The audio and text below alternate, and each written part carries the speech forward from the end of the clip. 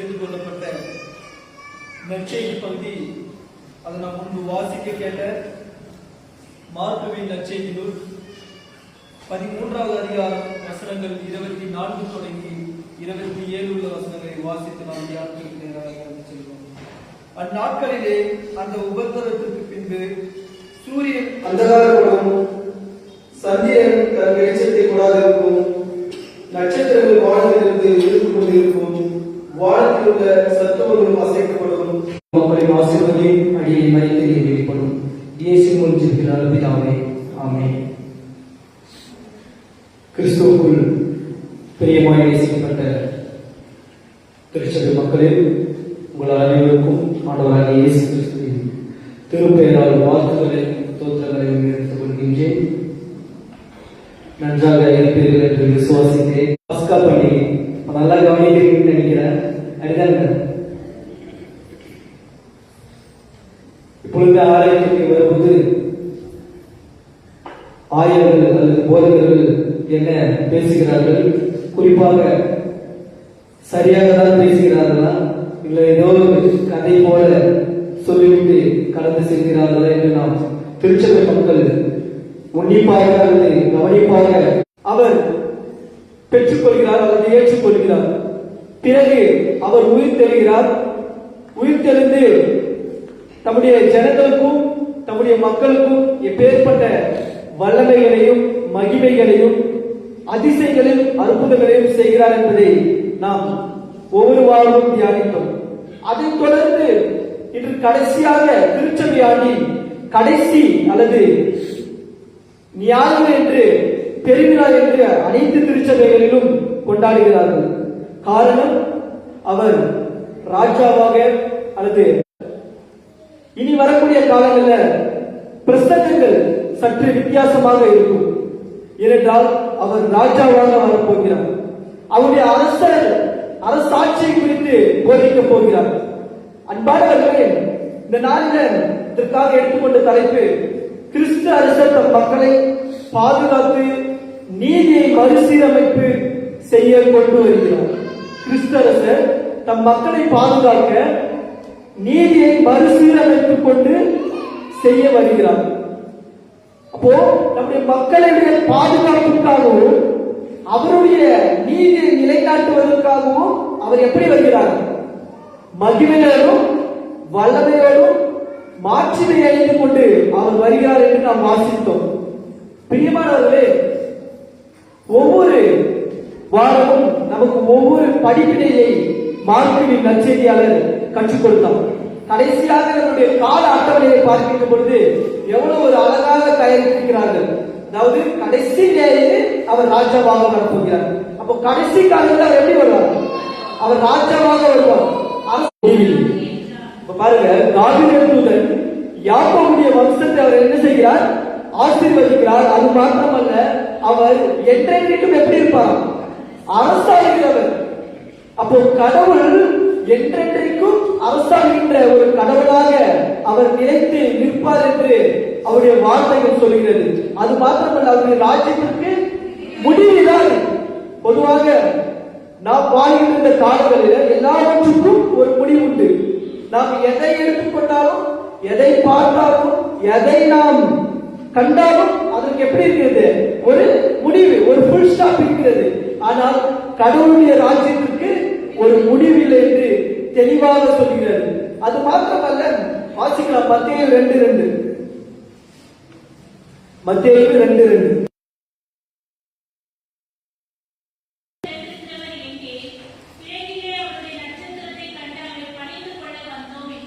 பாருங்க, கிழக்கு சாஸ்திரிகள் என்ன செய்கிறார்கள்? யூதருடைய ராஜா எங்கே பிறந்திருக்கிறார்? அது சூரியன் அந்தகாரப்படும், சந்திரன் தன் வெளிச்சத்தை கொடாதிருக்கும், நட்சத்திரங்கள் வானத்திலிருந்து விழுந்து கொண்டிருக்கும். பிரியமானவர்களே, இது எல்லாம் எதை சுட்டி காட்டுகிறது என்றால் அவருடைய வருகை, அவருடைய அரசாட்சியை சுட்டி காட்டுகிறது. எப்படி என்றால் யோசித்து பாருங்கள். சூரியன் என்ன பண்ணுமா? இருளாக இருக்கும், அந்தகாரப்படும். நட்சத்திரம் எப்படி இருக்குமா? விழுந்து கொண்டிருக்கும். அப்போது பாருங்க, இது எல்லாம் நடக்கிறது என்றால் நீங்கள் என்னவென்று புரிந்து கொள்ள வேண்டும். அவர் வல்லமையோடும் மகிமையோடும் மேகத்தில் அவர் எப்படி வருவார்? ராஜா மாதிரி வருவார். அப்ப பாருங்க, இது எல்லாம் இந்த சூரியன் அந்தகாரப்படும், சந்திரன் தன்னுடைய வெளிச்சத்தை கொடுக்கும், நட்சத்திரங்கள் விழுந்து கொண்டிருக்கும். இது எல்லாம் பழைய பார்க்கக்கூடிய காலத்துல அவர் ஒப்பிடுகிறார். இப்படிப்பட்ட கன்னிகையுடைய சம்பவம் நமக்கு தெளிவாக புரிந்து காட்டுகிறது. ஒன்றுதான், அவருடைய வருகை எப்படி இருக்கும் என்று யாருக்கும் தெரியாது. 10 கன்னிகைகள் இருக்கிறார்கள். அதுல 5 பேர் என்ன செய்கிறார்கள்? புத்தி உள்ளவர்கள். 5 பேர் புத்தி இல்லாதவர்கள். நாம் எப்படி இருக்க வேண்டும்? புத்தி இல்லாதவர்கள் போல புத்தி உள்ளவர்களை போல இருக்க வேண்டும். காரணம், அவர்கள் தங்களுக்கு தேவையானதை எடுத்துக் கொள்கிறார்கள், தேவையானதுக்கும் அதிகமாகவும் எடுத்துக் கொள்கிறார்கள். எப்படி என்றால், இந்த எண்ணெய் தீர்ந்து விட்டது என்றால் இதற்கு பிறகு அவர்களுக்கு எண்ணெய் தேவைப்படும். அப்பொழுது மணவாளன் வருகின்ற பொழுது அவருடைய வெளிச்சத்தை கொண்டு அவர்கள் என்ன செய்ய வேண்டும்? காண வேண்டும். அல்லது அவருடைய வெளிச்சத்தை கொண்டு அவர்கள் வருகைக்கு அவர்கள் எடுத்துக் கொள்ளப்பட வேண்டும். அப்போ எல்லா புத்தியுள்ள ஸ்திரீகளும் என்ன செய்கிறார்கள்? அந்த 5 புத்தியுள்ள ஸ்திரீகள் மாத்திரமே அவருடைய ராஜ்யத்திற்குள்ளாக பிரவேசிக்கிறார்கள். எப்படி? தங்களுக்கு தேவையானதையும் அதற்கு மேலும் என்ன செய்கிறார்கள்? அவர்கள் கைகளிலே அந்த தீவெட்டிகளையும் எண்ணெய்களையும் வைத்துக் கொண்டிருக்கிறார்கள். அது மாத்திரமல்ல, இந்த புத்தி இல்லாதவர்கள் என்ன செய்கிறார்கள்? புத்தி இல்லாத வேலையை தான் செய்கிறார்கள். எப்படி என்றால், அவர்கள் என்ன செய்கிறார்கள்? கடன் கேட்கிறார்கள். அப்ப அவர்கள் என்ன செய்கிறார்கள்? உங்களுக்கும் எனக்கும் போதாதபடி நீங்க போய் என்ன பண்ணுங்க? அரியே. இன்றைக்கு கடவுள் வந்த கூட நம்மை பார்த்து அப்படி ஒரு வார்த்தை சொல்லிவிடக் கூடாது. அதற்கு நாம் எப்படி நம்மை தயார்படுத்திக் கொள்ள வேண்டும்? அன்பானவர்களே, நாம் உலகத்தில் எத்தனையோ அரசர்களை பார்த்திருப்போம், எத்தனையோ ராஜாக்களை பார்த்திருப்போம், எத்தனையோ பெரிய பெரிய தலைவர்களை பார்த்திருப்போம். ஆனால் இந்த தலைவர், இந்த ராஜா, இந்த அரசர் உலகத்திற்கு உரியவர் அல்ல. அவர் சகலத்துக்கும் உரிய ராஜாவாக இருக்கிறார். 1920ஆம் ஆண்டு முதல் 46ஆம் ஆண்டு வரை ஜெர்மனி தேசத்தை ஹிட்லர் என்ன செய்கிறார்? ஆட்சி செய்கிறார்.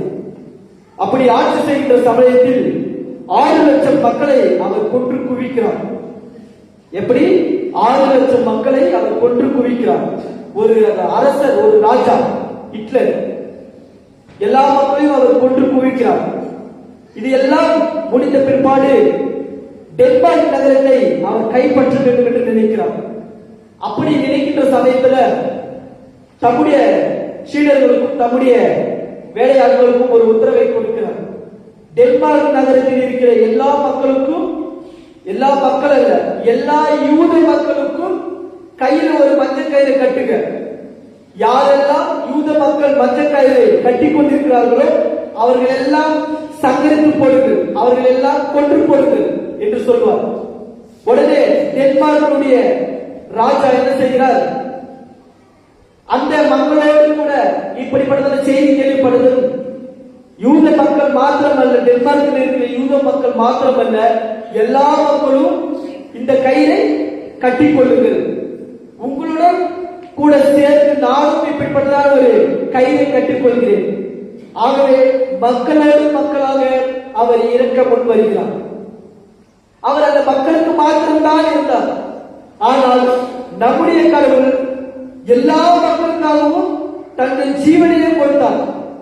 தன்னுடைய ஜீவனையே முன்னாக கொடுத்தார்.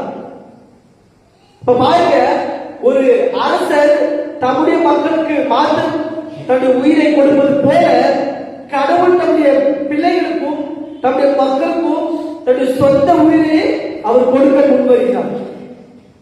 அப்போ இந்த உலகத்தில் இருக்கிற அரசர்களும் ராஜாக்களும் தலைவர்களும் இந்த உலகத்திற்கு புரியவர்கள் மாத்திரமே. ஆனால் நம்முடைய அரசரும் நம்முடைய ராஜா எப்படி இருப்பார்? எல்லாவற்றுக்கும் சகலத்திற்கும் அவர் அதிபதியாக இருக்கிறார்.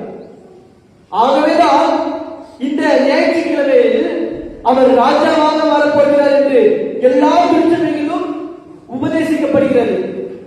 வெறும் உபதேசம் மாத்திரமல்ல, அவர் நிச்சயமாக வருவார். அவர் வருகிறதுக்கு 2 சாட்சிகளை கொடுக்கிறார். முதலாவது, அவர் ஒப்பிடுகிறது. எதை ஒப்பிடுகிறார்? அத்திமரத்தை ஒப்பிடுகிறார். பாருங்க, அத்திமரம் நமக்கு நன்றாக தெரியும். அந்த அத்திமரத்தை நம்ம பார்க்கின்ற பொழுது அது என்ன செய்வாங்க? துளிர் விட்டு இலைகள் எல்லாம் கீழே விடும். அது என்ன செய்யும்? திருப்பி துளிர்க்கும். அப்படி துளிர் என்ன காலம்? அது வசந்த காலம். வாசிக்கலாம் அந்த வசனத்தை.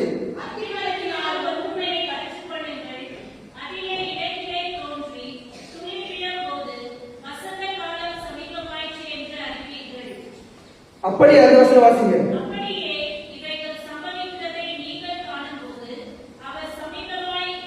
வாசல் அருகே வந்திருக்கிறார் என்று அறியுங்கள்.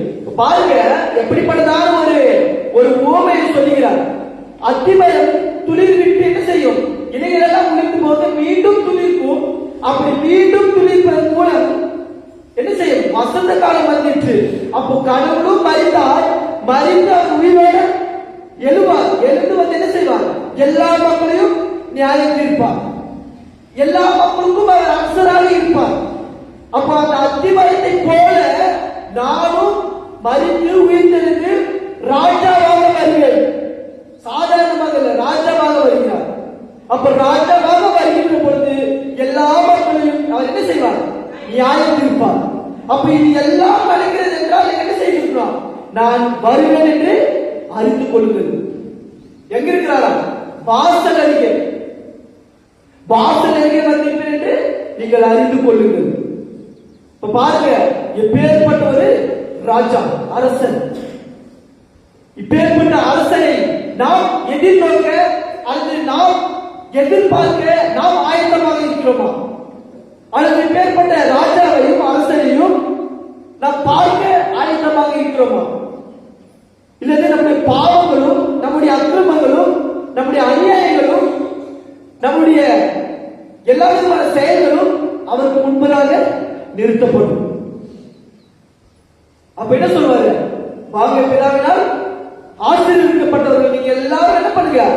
வலப்புறத்துல உட்காருங்க. மீதி பேரெல்லாம் பார்த்து என்ன சொல்வாரு? கொள்ளைகளும் செய்து பார்த்துறாரு. பிசாசுக்கு ஏற்படுத்துற அந்த இடத்துல போங்க, அக்னியில கூட தள்ளுவாங்க. அப்பேற்பட்ட ஒரு வாழ்வு நினைத்து கூட பார்க்க முடியாத ஒரு வாழ்வு. அங்க அழுகையும் பற்கடிப்பு மாத்திரமே நிறைந்திருக்கும். ஆனால் ஆண்டவருடைய சமூகத்துல துணித்தலும் அவரை ஆர்ப்பரித்தலும் அவரை தொழுது கொள்ளுதலும் 24 மணி நேரமும் அதுதான் நடைபெறும். நாம் இங்கு செய்கிறது 1 மணி நேரம். அவயவங்கள் முதல் கொண்டு எல்லாமே என்ன செய்கிறோம்? அழிந்து போயிடும். எல்லாமே காணாமல் போயிடும். ஆனால் அவருடைய வார்த்தை ஒழிந்து போவதில்லை. அப்போ இந்த உலகத்துல எல்லாமே அழிந்து போயிடும். எதுவுமே நிரந்தரம் இல்லை. எது இந்த வாழ்க்கையே ஒரு தற்காலிகமான ஒரு வாழ்க்கை. இந்த தற்காலிகமான ஒரு வாழ்க்கையில நாம் எப்படி ஆண்டவருக்காக வாழ்கிறோம்? அது நாம் நம்முடைய வாழ்க்கையை எப்படி அவருக்காக அர்ப்பணிக்கிறோம்? அவருக்காக நாம் எப்படி அவருடைய பணிகளை செய்கிறோம்? திருச்சபையிலும் சமுதாயத்திலும் நாம் பணி செய்கிற இடங்களிலும் அவருடைய நற்செய்தியை பறைசாற்றுகின்ற மக்களாக வாழ்கிறோமா? அதுதான் நம்முடைய வாழ்க்கையில மிக ஒரு முக்கியமான பொருளாக இருக்கிறது. வாரத்திற்கு ஒரு முறை மாத்திரம் 8:30 மணி கோயில் என்றால் 9 மணிக்கு வந்து 10 மணிக்கு போய்விடுவதில்லை. ஆலயம் 6 மணி நேரத்துக்கு முன்பதாகவும் ஆயத்தமாகவும் அவருடைய சன்னிதியில வந்து என்ன செய்யுமா? அவரை நோக்கி கெஞ்ச வேண்டும். அதுதான் ஆலயம். ஆலயம் என்றால் என்ன? அவரை ஆராதிக்கிற ஒரு இடம். அப்போ இந்த ஆராதிக்கிற இடத்துல நாம் என்ன செய்கிறோம்? பிறர் எப்படி ஆடை அணிந்து வந்திருக்கிறார்கள், பிறர் எப்படி தங்களை அலங்கரித்து வந்திருக்கிறார்கள், பிறர் எப்படி தங்களை பார்க்க வேண்டும், தங்களுடைய மேன்மைகளை பார்க்க வேண்டும், தங்களுடைய தோற்றத்தை பார்க்க வேண்டும் என்பதற்காகவே சிலர் என்ன செய்வார்கள்? வருவார்கள். அப்போ இதுவா ஒரு ஆராதனை, இதுவா ஒரு ஆண்டவரை தொழுது கொள்கின்ற முறை? அப்போ அவர் ராஜாவாகவும் அரசராகவும் வருகின்ற பொழுது இது எல்லாவற்றையும் என்ன செய்வார்? கணக்கு கேட்பார். இது எல்லாவற்றையும் குறித்தவர் கணக்கு கேட்பார். அப்போ நாம் குற்றமற்றவர்களாக நிற்கிறவர்களாக இருப்போமா என்று நம்மை நாமே தற்பரிசோதனை செய்து கொள்ள வேண்டும். நம்மை நாமே பரிசோதனை செய்து கொள்ள வேண்டும். அது மாத்திரமல்ல, கடைசியாக அவர் என்ன சொல்கிறார் பாருங்க, எச்சரிக்கையாயிருங்கள். வாசிக்கலாம்.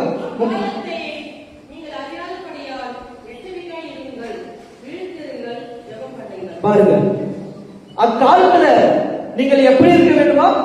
எச்சரிக்கையா இருக்க வேண்டும், விழித்திருக்க வேண்டும்.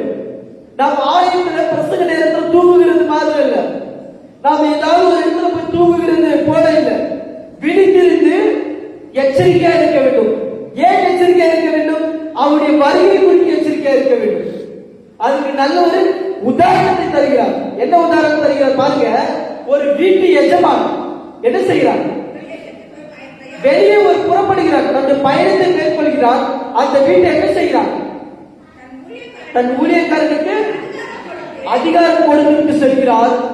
அப்படி கொடுத்து செல்கின்ற பொழுது அந்த வீட்டு எஜமான் திரும்ப வருகின்ற பொழுது, அந்த வீட்டு எஜமான் திரும்ப வருகின்ற சமயத்தில் அந்த ஊழியக்காரன் தூங்குகிறான் என்று அல்லது அவன் உறங்கிக் கொண்டிருக்கிறான் என்பதை அவன் அறிந்த என்ன செய்வானா? அவன் என்ன செய்வான்? வெளியே துரத்தி விடுவான், அவனை சங்காரம் செய்து விடுவான். அப்போ நாம் எப்படி இருக்க வேண்டும், எப்படி நாம் நடக்க வேண்டும் என்று அவர் எச்சரிக்கையா இருங்கள், விழித்திருங்கள் என்று சொல்கிறார். அப்போ நம்முடைய வாழ்க்கையில இந்த எச்சரிப்பும் விழித்திருந்தலும் அவசியமாக இருக்கிறது. அநேக இடங்களில் எல்லா மக்களும் தூங்குகிறதற்கு ஒரு இடமாக ஆலயத்தில் இருப்பது உண்டு. ஏனென்றால் இங்கு நாம் நின்று கொண்டு கத்திக்கொண்டு பிரசனம் செய்வோம். ஆனால் எல்லா மக்களும் இதுதான் நேரம் என்று தூங்குவார்கள். ஆனால் ராஜா எப்பொழுது வருவார் என்று யாருக்கும் தெரியாது. அவர் எப்பொழுது வருவார் யாருக்கும் தெரியாது. ஆனால் வருகின்ற பொழுது திடீரென்று வருவார். அப்பொழுது எல்லாம் நாம் எப்படி இருப்போமா? தூங்கிக் கொண்டுதான் இருப்போம். அப்போ அந்த ஸ்திரீகளை பார்த்து சொன்னது போலதான் கடவுள் நம்மளை பார்த்து சொல்லிவிடுவார். பிரியமானவர்களே, இந்த கடைசி ஞாயிற்றுக்கிழமையில அவருடைய கிறிஸ்து அரசராக வருவார் என்று இந்த ஞாயிற்றுக்கிழமையில நாம் அனுசரித்துக் கொண்டிருக்கிறோம். அப்போ இந்த கிறிஸ்து அரசராக இந்த பெருவிழாவை நாம் எப்படி எதிர்நோக்குகிறோம்? அவருடைய இறை வேண்டலிலும், அவருடைய ஜெபத்திலும், அவரை நோக்கி கூப்பிடுதலிலும் நாம் எப்படி இருக்க வேண்டுமா? தரித்திருக்க வேண்டும்.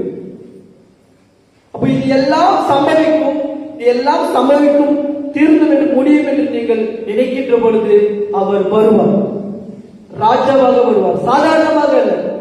அப்போ நாம் நினைக்கலாம், இந்த உலகத்தில் இருக்கின்ற ராஜாக்கள் எல்லாம் பாருங்க, இந்த உலகத்தில் இருக்கிற அரசர்களுக்கெல்லாம் பாருங்க, பெரிய பெரிய ராஜாக்களுக்குமே எப்படி இருக்குமோ அவர்களுக்கு எல்லாம் அரண்மனை, இந்த ராஜாக்களுக்கு எல்லாம் பெரிய பெரிய மாளிகை. ஆனால் இந்த ராஜாக்கு என்ன? சிலுவை. பெரிய பெரிய ராஜாக்களும் அரசர்களுக்கும் அவர்களுக்கு இருப்பது மாட மாளிகைகளும் அரண்மனையும். ஆனால் இந்த ராஜாவுக்கு கிடைத்தது சிலுவை. அவர்கள் தூங்குகிற அல்லது அவர்கள் உறங்குகின்ற இடையெல்லாம் மிக ஒரு பிரம்மாண்டமான அறைகள். ஆனால் இவருக்கு என்ன செய்யல? சத்திரத்தில் கூட இடம் கிடைக்கல, தலை சாய்க்க இடம் கிடைக்கல. அப்ப பாருங்க, உலகத்திற்குரிய ராஜாக்கள் எப்படி இருக்கிறார்கள், அப்போ நம்முடைய ராஜா எப்படி இருக்கிறார்கள் ஒப்பிட்டு பாருங்கள். ஆனால் இந்த ராஜாக்கள் எல்லாம் உலகத்திற்குரியவர்கள் மாத்திரம். நம்முடைய ராஜா எல்லாவற்றையும் தாழ்மையை தரித்துக் கொண்டு அவமானத்தையும் உமிழ் இருக்கும் தன்னுடைய கஷ்டங்களுக்கும் ஒரு தவறும் ஒரு குற்றமும் செய்யாத ஒரு ராஜா வந்து ஒரு தன்னுடைய எல்லா மக்களுக்காகவும் தன்னையே என்ன செய்தார்? தியாகம் அளித்தார், கையளித்தார், தன்னையே அவர் ஒப்பு கொடுத்தார் எல்லா மக்களுக்கும். எதற்காக? நீங்களும் நானும் ரட்சிப்பை பெற்றுக்கொள்ள, நீங்களும் நானும் நிலைவாழ்வை பெற்றுக்கொள்ள, அல்லது பரலோக வாழ்வை பெற்றுக்கொள்ள தன்னையே அவர் கையளித்தார். பிலாத்துவிடம் இயேசு கிறிஸ்துவை கொண்டு போய் நிற்க வைக்கிறார்கள். இவர்கள் எதற்காக அவனை சிலுவையில் அறைய வேண்டும் என்று எல்லா மக்களும் கோஷமிடுகிறார்கள். அவனை சிலுவையில் அறியும், அவனை சிலுவையில் அறியும். அப்போ பிலாத்து கேட்கிறார், நீ ஏதாவது குற்றம் செய்தாயா அல்லது தவறு செய்தாயா என்று. அப்ப அவர் சொல்லுவார், அவர் எப்படி இருப்பார்? மௌனியாக இருப்பார். அப்ப பிலாத்து கேட்பார், நீர் யூதருடைய ராஜாவா என்று, நீ யூதருடைய அரசரா என்று கேட்பார். அதுக்கு இயேசு என்ன சொல்வார்? நீர் சொல்லுகிறபடியே. மாணவர்களே, அவர் யூதருடைய ராஜா. யூதருடைய ராஜா மாத்திரமல்ல, இந்த சகல இனத்தவருக்கும் அவர் ராஜாவாக இருக்கிறார். இப்ப பிலாத்துக்கு ஒரு ஆச்சரியம், பாடி இவர் ராஜா விட்டாங்க, நமக்கு இனிமேல எந்த ஒரு பாதிப்பு இல்லை, நமக்கு எந்த ஒரு பிரச்சனை இல்லை. அப்போ எல்லா இடத்திலும் அவர் அரசராக காணப்படுவார். அவர் அரசராக வருகின்ற பொழுது நாம் எப்படி இருப்போம் என்று தெரியாது. கடைசியாக ஒன்று சொல்லி முடித்து விடுகிறேன். அவர் எப்படி வருவார் என்றால், அந்த நாளையும் அந்த நாளிகையும் அந்த நேரத்தையும் அந்த வினாடியையும் அந்த நொடியையும் யாருக்கும் தெரியாது. ஈவன் இயேசு கிறிஸ்து கூட தெரியாதவன் யார் மாத்திரம் அறிவார்? பிதா ஒருவர் மாத்திரமே அறிவார். பாருங்க, இப்பேற்பட்ட ஒரு வார்த்தை. அவர் வருகின்ற அந்த நாளையும் நாளிகையும் நேரத்தையும் அந்த இடத்தையும் அவர் வரப்போது இருக்கின்ற அந்த நாட்களையும் இயேசு கிறிஸ்துவு கூட தெரியாது. ஆனால் பிதா ஒருவர் மாத்திரமே அறிவார். பாருங்க, இயேசு கிறிஸ்துவுக்கே தெரியல, நமக்கெல்லாம் எனக்கு தெரிய போகுது. அப்போ அப்பேற்பட்ட அவருடைய வருகைக்கு, அவருடைய இரண்டாம் வருகைக்கு நாம் ஆயத்தமாக இருக்க வேண்டும். இயேசு கிறிஸ்துவுக்கே தெரியாத சமயத்துல நாம் எப்படி இருக்க வேண்டும்? பிதா ஒருவர் மாத்திரமே அந்த நாளை அறிந்திருக்கிறார். பிரியமானவர்களே, அந்த நாளை நாம் அறிந்திருக்க வேண்டும் என்றால் அவருடைய சமூகத்துல நாம் எப்படி இருக்க வேண்டும்? பயபக்தியாக இருக்க வேண்டும், விழித்திருக்க வேண்டும், எச்சரிக்கையாக இருக்க வேண்டும். எத்தனையோ தீர்க்கதரிசிகள் இந்த உலகத்துக்கு வந்தார்கள், எத்தனையோ சுவிசேஷகர்கள், எத்தனையோ மிஷனரிமார்கள் இந்த உலகத்துக்கு வந்தார்கள். 2000 ஆண்டுகளுக்கு முன்பதாக இந்த உலகம் அழிந்து போயிடும் சொன்னார்கள். நாம் சிறுவயதில் நாம் இருக்கின்ற பொழுது 2012 இந்த உலகம் அழிஞ்சு போயிடும் சொன்னாங்க. அதற்கு பிறகு 2020 கொரோனா டைம்ல இந்த உலகம் அழிந்து போயிடும் சொன்னாங்க. கேரளாவில் கிடைக்கின்ற அந்த நிலை சரிவை குறித்து இந்த உலகம் அழிந்து போயிடும் சொன்னார்கள். ஆனால் யாருக்கும் தெரியாது, யாரும் அறியவில்லை, பிதா ஒருவரை தவிர.